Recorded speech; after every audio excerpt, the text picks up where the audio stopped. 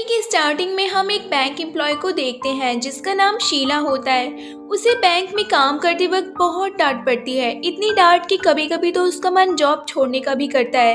लेकिन तभी उसे अपने बेटे का ध्यान भी आ जाता है। शीला और उसका हस्बैंड का डाइवोर्स हो चुका है और अब वो अकेले ही अपना घर और अपने बेटे का ध्यान रखती है, जो कि उसके लिए काफ़ी मुश्किल था। फिर एक दिन वो न्यूज़पेपर रीड कर रही होती है और उसे एक मैरिज प्रपोजल की एड दिखती है।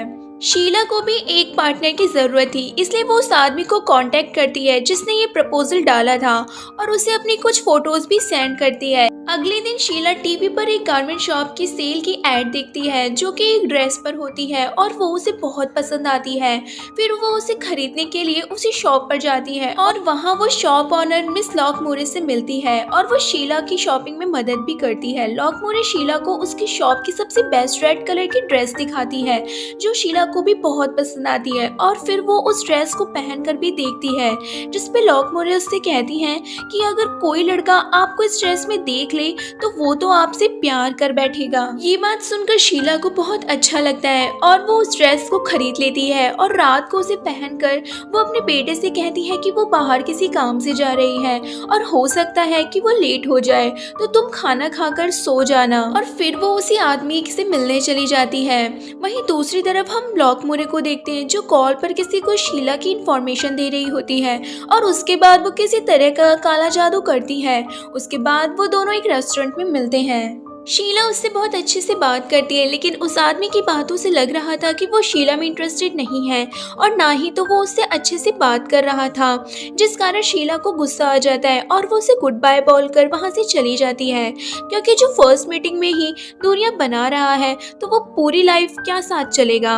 उसके बाद वो घर आती है और उस ड्रेस को वॉशिंग मशीन में धोने के लिए डाल देती है, लेकिन तभी वॉशिंग मशीन में से अजीब सी आवाज़ आने लगती है। उस वॉशिंग मशीन के पार्ट्स खुलने लगते हैं। ये देख शीला जल्दी से मशीन को ऑफ करने आती है और उसका वायर खींचती है कि तभी उसका हाथ कट जाता है और उसके हाथ से बहुत खून निकलने लगता है, जिससे उसे बहुत दर्द होता है। फिर नेक्स्ट डे वो जॉब पर जाती है जहां उसे बॉस से फिर से डांट पड़ती है। वो कहते हैं कि तुम कस्टमर से डीलिंग करते वक्त अच्छे से हाथ नहीं मिलाती और फिर वो उसे एक पेज देते हैं जिसमें हैंड शेकिंग की कुछ टिप्स हैं। शीला बॉस से माफी मांगती है और अपनी गलती को ठीक करने को कहती है, लेकिन अंदर ही अंदर उसे बहुत बुरा भी लगता है, पर वो कुछ नहीं कर सकती। जॉब के बाद वो उसी रेड ड्रेस को लेकर लॉकमोरे के पास जाती है क्योंकि उसका साइज बड़ा था। तो लॉकमोरे कहती है कि इस ड्रेस का बस यही साइज है क्योंकि जिस मॉडल ने इस ड्रेस को पहना था उसकी मौत हो गई है। ये सुनकर शीला को थोड़ी हैरानी होती है और थोड़ी परेशानी भी, क्योंकि उसे उसका साइज नहीं मिलता। उसके बाद शीला एक और आदमी से मिलने जाती है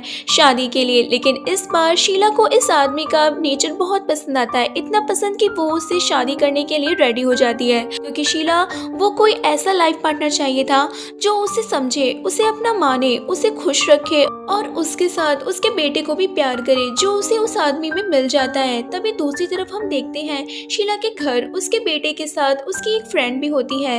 वो घर पे रेस्ट कर रहे होते हैं कि तभी रेड ड्रेस उसकी फ्रेंड पर अटैक कर देती है। वो उसे मारने ही वाली थी कि वहाँ तभी शीला का बेटा आ जाता है। वो उसे समझाता है कि यहाँ कोई नहीं है जो तुम्हें मार रहा हो, तुमने जरूर कोई सपना देखा होगा, लेकिन वो इतना डर जाती है कि उसे कुछ समझ नहीं आता। उसके बाद हम शीला और उस आदमी को देखते हैं जो डांस कर रहे होते हैं और उसके बाद वो घर आ जाते हैं।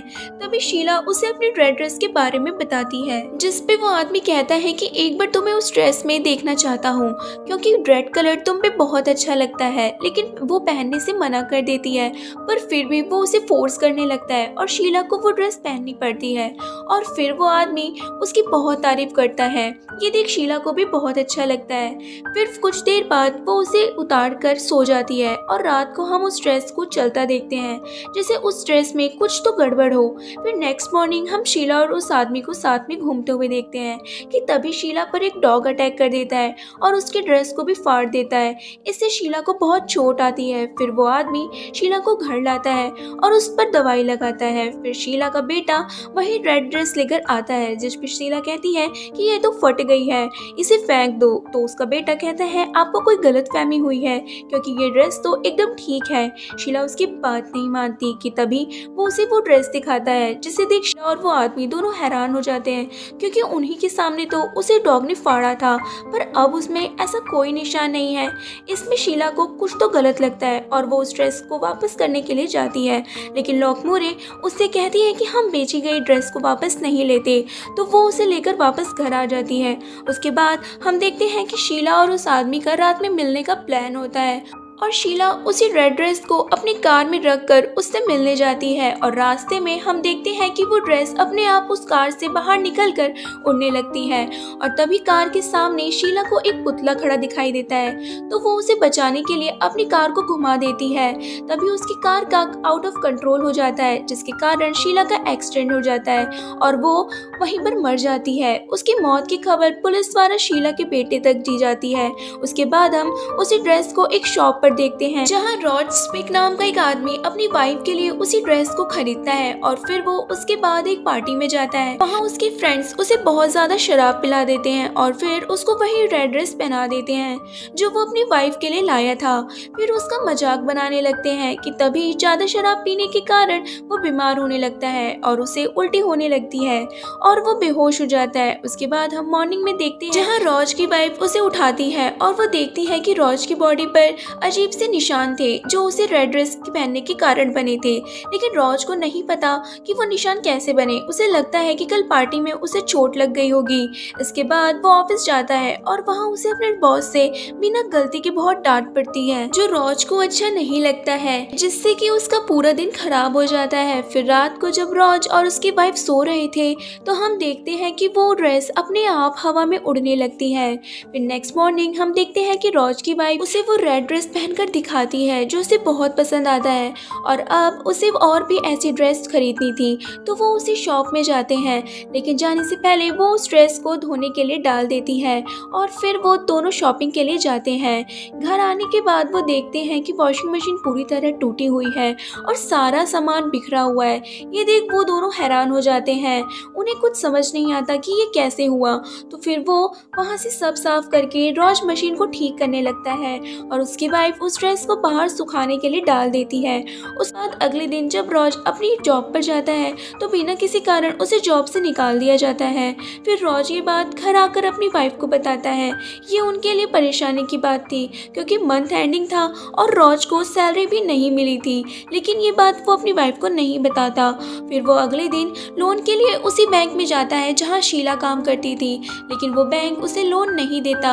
अब रॉज के पास कोई और रास्ता नहीं था, इसलिए वो परेशान होकर अपने घर वापस चला जाता है और वहाँ जाकर देखता है कि उसकी वाइफ शॉपिंग के लिए उसी गारमेंट शॉप पर गई थी। उसके बाद हम उसकी वाइफ को देखते हैं जो शॉपिंग करना स्टार्ट कर रही थी कि तभी लॉकमोरे वहाँ आती हैं। वो कहती हैं सॉरी, शॉप क्लोज करने का टाइम हो गया है, अब शॉपिंग नहीं कर सकती। कि तभी हम उस शॉप का क्लर्क वहाँ आता है और लॉकमोरे से कुछ कहता है और फिर लॉकमोरे रॉज की वाइफ से कहती हैं कि आप लकी हो क्योंकि आज से हमने अपनी शॉप की टाइमिंग बढ़ा दी है। लेकिन रॉज की वाइफ को ये थोड़ा अजीब लगता है, पर वो इस बात पर ध्यान ना देते हुए अपनी शॉपिंग करने लगती है और कुछ टेक्स्ट को सिलेक्ट करके वो चेंजिंग रूम में जाती है। वहाँ वो ड्रेस चेंज करती है और तभी हम देखते हैं उसकी रेड ड्रेस चेंजिंग रूम से बाहर जाने लगती है। बाहर वो एक उसी शॉप की वर्कर को मिलती है और वो उसे हैंगर पर टांग देता है और फिर कुछ देर बाद वो अपने आप नीचे रखी हीटर पर गिर जाती है। उसके बाद हम देखते हैं कि काउंटर पर दो लेडीज को सामान का लेकर झगड़ा हो जाता है। झगड़ा इतना बढ़ जाता है कि उन दोनों में लड़ाई होने लगती है। उनकी लड़ाई का फायदा उठाते हुए बाकी लोग वहाँ चोरी करने लगते हैं। जिसके हाथ में जो लगता है वो उसे लेकर भागने लगता है और तभी उस रेड ड्रेस में आग लग जाती है जो हीटर के ऊपर गिरी थी। उससे पूरी शॉप में आग लगने लगती है। सभी अपनी जान बचाकर वहाँ से भागने लगते हैं, लेकिन इन सब बातों से अनजान रॉज की वाइफ अभी भी चेंजिंग रूम में ड्रेस चेंज कर रही होती है। पर तभी नीचे से रूम में धुआं आने लगता है।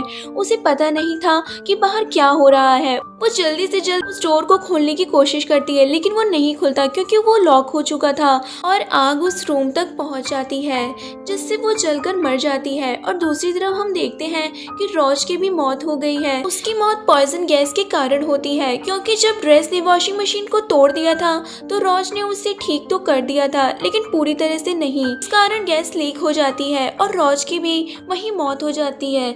उसके बाद हमें शॉप का सीन दिखाया जाता है जहाँ लॉकमुरे लिफ्ट में एक पुतले को लेकर भाग रही थी। वो जैसे जैसे नीचे जा रही थी तो हम देखते हैं कि कुछ लोग उसी रेड ड्रेस को सिल रहे हैं। सबसे पहले हमें वो मॉडल दिखाई जाती है जिसने इस ड्रेस को सबसे पहले पहना था।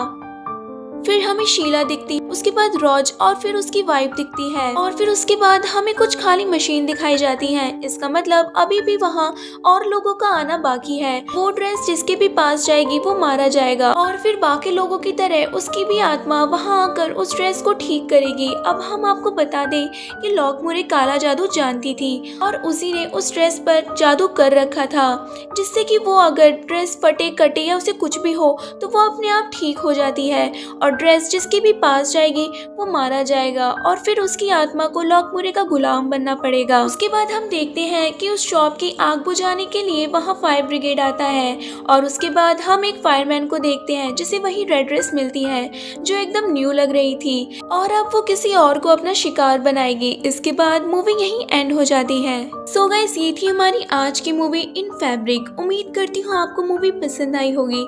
तो अब मैं करती हूँ आपको अलविदा और अब हम मिलेंगे नई मूवी के साथ। बाय।